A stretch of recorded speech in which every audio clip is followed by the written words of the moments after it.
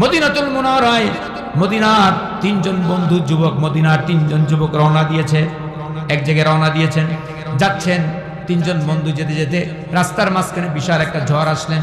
ঝড় শুরু হয়ে গেছে। এখন তিনজন বন্ধু একটা গুহার ভিতরে প্রবেশ করলেন। গুহার ভিতরে প্রবেশ করলেন। যখন ঝড় থেমে গেলে তিনজন বন্ধু গুহা থেকে বেরিয়ে আসবেন, কিন্তু এখন তারপর দেখতেছে ঝড় যখন থেমে গেল, তিনজন বন্ধু গুহা থেকে বাড়ানোর চেষ্টা করতেছে। গুহায় ঢুকলেন, ঢোকার পরে বিশাল একটু ওজনের একটা পাথর এসে ওই গুহার মুখে বসে গেছে। তিনজন বন্ধু চিন্তা করলেন ঝড় থেমে গেলে আমরা এখান থেকে গুহা থেকে বেরিয়ে যাব। এখন ঝড় যখন থেমে গেলেন, তিনজন বন্ধু পাথরটা সরাই দিচ্ছেন, বারবার করে পাথরটা সরাতে চাচ্ছেন, কিন্তু যতই পাথর লড়তেছে আর আস্তে আস্তে পাথরটা গুহার মুখে বসে যাচ্ছে। এখন তিনজন বন্ধু চিন্তা করলেন এরকম করে যদি আমরা পাথর লড়াইতে থাকি আর পাথরটা যদি গুহার মুখে বসে যায়, তাহলে তো আমাদের তো কোনো বাঁচার পথ নাই।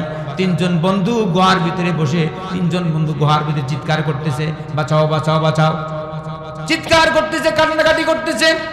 একজন বন্ধু ডেকে বলো, বন্ধুরা রে, এরকম করে যদি আমরা গুহার ভিতরে দীর্ঘক্ষণ পর্যন্ত চিৎকার করতে থাকি, চিৎকার করতে করতে যদি দুনিয়া থেকে আমরা বিদায় হয়ে যাই, আমাদের এই চিৎকার কেউ শুনবে না, কিন্তু আমাদের চিৎকার কেউ শুনবে না। হে বন্ধুরা, বলো দেখি তোমাদের জীবনের ভালো ইতিহাসগুলি খোঁজো, ডায়েরিগুলি খোলো, খুলে তোমাদের ভালো ইতিহাস খুঁজে যদি আল্লাহকে ডাক দেই, নিশ্চয়ই একটা জাতে পাকের নাম আছে, তারে ডাক দিলেই আল্লাহ তাআলা আমাদের ডাক শুনে বলেন। চিৎকার দিয়ে বলে আল্লাহু আকবার। আরেকটা আওয়াজ দিয়ে বলেন আল্লাহু আকবার। আল্লাহকে ডাক দিলেই আমাদের আল্লাহ শুনবেন। তিনজন বন্ধু তার জীবনের ইতিহাস খুঁজতেছিলেন। এ মুসলমান ভাইরা আমার, একজন যুবক বললেন, হে বন্ধুরা, আমার জীবনের একটা ভালো ইতিহাস, আমার একটা জীবনের একটা ভালো কাজ এসে, আমার এক সময় আমি গরিব ছিলাম, একদিন গরিব ছিলাম, আমি কাজের জন্য গ্রামে বের হয়ে গেলাম, মহল্লায় বের হলাম, কাজ খুঁজতেছিলাম। খুঁজতে খুঁজতে সারাদিন পর্যন্ত কোনো কাজ পাইলাম না। সন্ধ্যার সময় আমি বাড়িতে আসলাম। আসার পরে আমার স্ত্রীকে বললাম, স্ত্রী রে, আমার বাড়িতে কোনো খাবার ব্যবস্থা আছে নাকি? স্ত্রী বললেন, প্রাণ স্বামী, আমার বাড়িতে শুধুমাত্র এক পেয়ালা দুধ আছে। ওই যুবক বললেন, ওই দুধটুকু তুমি গরম, স্ত্রীকে বললাম দুধটুকু গরম করে নিয়ে আসো। দুধটুকু গরম করে নিয়ে আসলেন, দুধের গ্লাসটা হাতে নিলেন, পান করলেন। তাকায় দেখেন যে তার স্ত্রী মুখটা শুকিয়ে গেছে, তার কলিজার টুকরা সন্তানগুলি ক্ষুধার তাড়না বিছানার ভিতরে কাতরাচ্ছে। আরেক বিছানায় তার বৃদ্ধ মা, জলমদুখুনি মা, ক্ষুধার কারণে ঘুম আসতেছে না। কিন্তু ওই যুবক চিন্তা করলেন, আগামীকালকে যদি আমি কাজ করতে যাই, শরীরে কোনো শক্তির প্রয়োজন আছে, দুধের গ্লাসটা পান করবে। চিন্তা করতেছে, আমার সন্তানের যেরকম, আমার কলিজায় সন্তানের যেরকম দয়া লাগে, কিন্তু আমার মা, আগের মামার মা, স্তনদায়িনী মা, গর্ভদায়িনী মা, বিছানায় শুয়ে কাতরাচ্ছে, ক্ষুধা লাগছে। আমার মায়ের দোয়াটাও তো, মাও তো আমার জন্য এরকম, আমার সন্তানের যেরকম দয়া লাগতেছিল, এরকম তো আমার মায়ের কলিজাও তো এরকম আমার জন্য দয়া ছিল। এই দুধটা পান করবো না। ওই যুবক তার ওই দুধের গ্লাসটুকু নিয়ে মায়ের কাছে চলে গেলেন, মা, দুধটুকু তুমি পান করো। মা গ্লাসটা হাতে নিলেন, দুধের গ্লাসটা হাতে নেওয়ার পরে মা ওই দুধের গ্লাসের দিকে একবার তাকায়, একবার সন্তানের মুখের দিকে তাকায়। সন্তান বলো, মা, দুধটুকু তুমি পান করো। মা, ওই যুবক বললেন, মা দুধটুকু পান করলেন। পান করে মা যেন দুহাত তুলে আল্লাহর দরবারে, কি যেন আল্লাহর দরবারে বললেন। মায়ের চোখ দিয়ে টপ টপ করে পানি ফোঁটাগুলি ঝরলেন। এই দৃশ্য ওই যুবক এই রেফারেন্স দিয়া ওই যুবক কাঁদতেছিল, আল্লাহর নবী বললেন, ওইরকম যুবক যখন রেফারেন্স দিয়ে যখন কাঁদতেছিল, আল্লাহ রাব্বুল আলামিন ওই যুবকের দোয়াকে মঞ্জুর করে আল্লাহ রাব্বুল আলামিন কঠিন ওই গর্ত থেকে, বিপদ থেকে কয়েকশো মনের ওজনের পাথরকে আল্লাহ পাক 3 ভাগের ভিতরে 1 ভাগ সরাইয়া দিয়েছেন। চিৎকার দিবেন আল্লাহু আকবার। আরো জোরে বলেন আল্লাহু আকবার। এ মুসলমান ভাইরা আমার, দ্বিতীয় নম্বর বন্ধু বললেন, হে বন্ধু শোনো, আমার জীবনের একটা ভালো কাজ আছে, আমি এক সময় অনেক টাকা পয়সা আমাকে দিয়ে আল্লাহ টাকা পয়সা সম্পদশালী করেছিলেন, কিন্তু আমার বাড়িতে আমি অনেকগুলি শ্রমিক লাগাই, অনেকগুলি কাজের লোক আমার বাড়িতে কাজ করতে থাকে। একটা শ্রমিক অনেক দেরিতে আসছেন। সন্ধ্যার সময় আমি সকল লোকদেরকে টাকা আমি সমানভাবে ভাগ করে দিলাম, কিন্তু একজন শ্রমিক আমার সাথে বিক্রয় করলো, যে সে পরে আসলো তারও সমান টাকা দিয়ে দিলেন, আমাদেরও সমান টাকা দিচ্ছেন, চলবে না। এখন আমি বললাম তোমার পোষায় তুমি টাকা নাও, আর আমি চলে যাও। ওই গরিব মানুষ, দিন মজুর মানুষ আমার সাথে রাগ করে চলে গেলেন। আমি ওই টাকাটা খরচ করলাম না, ওই গরিবের টাকাটা, আমি একটা গরিবের টাকা দিয়ে একটা ছাগল কিনলাম। ছাগল কিনে ওই ছাগলটা আমি পালের ভিতরে ছেড়ে দিলাম। একটা ছাগল থেকে অনেকগুলি ছাগল হলেন। এরকম করে বিশাল একটা ছাগলের পাল যখন হয়ে গেলেন, দীর্ঘদিন পরে ওই যুবক চলে আসলেন। ওই যুবক অসুস্থ মানুষ, লাঠি দিয়ে ভর দিয়ে চলে আসলেন। আসার পরে আমাকে বললেন, হে আল্লাহর বান্দা, আমি অসুস্থ মানুষ, উগ্র মানুষ, আমাকে আল্লাহর রাস্তায় কিছু দান করো, আমাকে কি আল্লাহর রাস্তায় দান করে দাও। আর যদি তা না হয়, আমি তোমার বাড়িতে একদিন কাজ করেছিলাম, কাজের বিনিময়ে কাজের টাকা আল্লাহর রাস্তায় একটু দিয়ে দাও।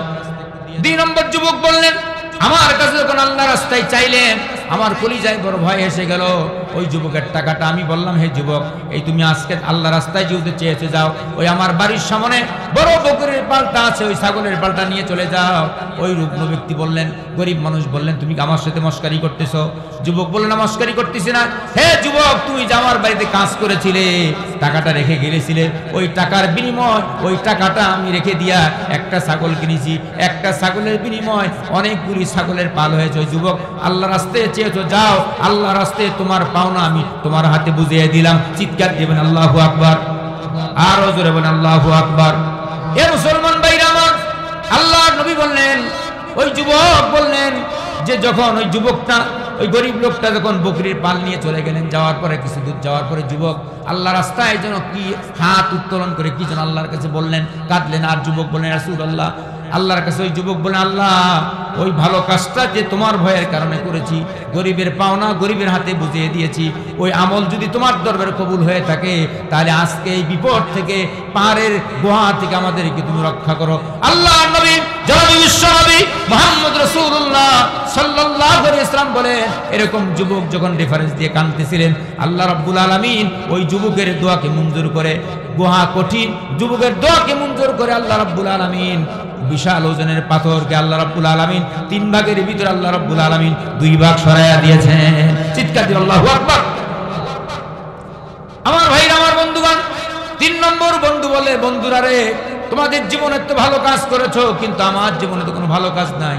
একটা মন্দের ভালো কাজ আছে, একটা মন্দের ভালো কাজ আছে, কিন্তু আমার তো যখন অর্থনৈতিক ছিল, চরিত্র নষ্ট হয়ে গিয়েছিল, আমার কাছে একজন সুন্দর একটা মহিলা আমার নিকটে আসলেন, কিছু সাহায্য চাইলেন।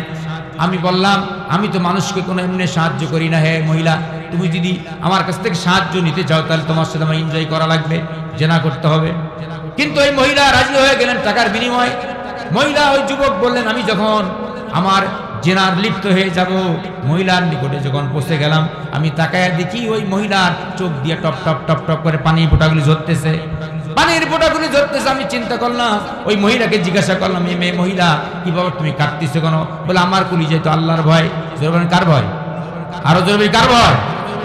আল্লাহর ভয়। ওই যুবক বললেন, আমার, ওই মহিলা যখন বলল আমার আল্লাহর ভয়, কিয়ামতের দিন আল্লাহর দরবারে কি জবাব দেব? ওই যুবক বলেন, ওই যুবক চিন্তা করলেন, ওই যুবক বলতেছে, আল্লাহ তাআলা, আমি তো সেই দিন ওই মহিলা আমাকে আল্লাহর স্মরণ করে দিলেন, আমি আর সেই দিন গুনায় লিপ্ত হলাম না, একমাত্র তোমার ভয়ের কারণে। মহিলাকে বললাম, হে মহিলা, তুমি সতর্ক হয়ে যাও। আমি নিজে সতর্ক হয়ে গেলাম। আয় আল্লাহ তাআলা, এই মন্দের কাজটা তোমার ভয়ের কারণে ছেড়ে দিয়েছি। আল্লাহ, সেই যদি মন্দ কাজটাও তোমার কাছে কবুল হয়ে থাকে, তাহলে আজকে আমাদের 3 জন বন্ধুকে বিপদ থেকে তুমি রক্ষা করে দাও।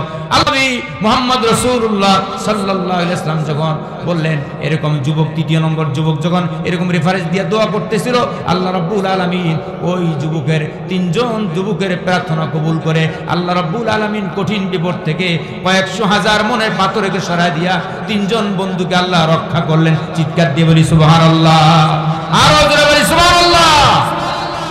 আমার ভাইরা, আমার বন্ধুগণ, এই জন্য বিপদে আপদে পড়লে আল্লাহ রাব্বুল আলামিনের কাছে সাহায্য চাইলে আল্লাহ পাক বলেছে, বান্দা তোমরা আমার কাছে সাহায্য চাও। আর মুমিন যখন কোনো বিপদে পড়ে, মুমিন যখন কোনো বিপদে পড়ে, আল্লাহ পাক বলেন, ওয়া কানা আলাইনা হাক্কান নাসরুল মুমিনিন। কোন মুমিন যখন বিপদে পড়ে, আমি আল্লাহকে যখন সাহায্য চাই, আমার আল্লাহ তাআলা ও মুমিনকে সাহায্য করা আমার আল্লাহর জন্য ওয়াজিব হয়ে যায়। চিৎকার দিবে আল্লাহু আকবার।